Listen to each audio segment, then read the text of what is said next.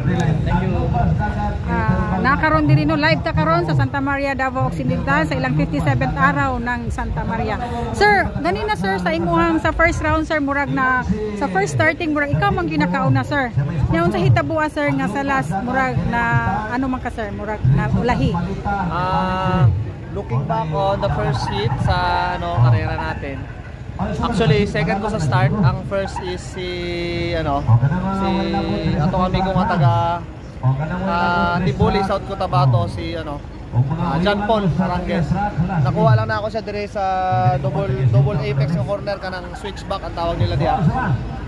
Nakuha lang na ako siya diya sa switchback. Tapos nag-first ko bilang kalibot. Ang problema nag-change lane ko dire sa may before aning big double nila. So nasudlan ko sa inside ni Terence. Yun, unfortunately pagsunod na ako, balik ma-option ko overtake unta.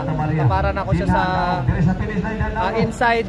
Kaya binako mo inside nga mo berm siya release sa berm. Kaso lang ning cut down siya, so mo to ni nagka action ako siya kanang maigo ay na ako siya ba, so ako na nang i-break ang atubangan para di siya maigo.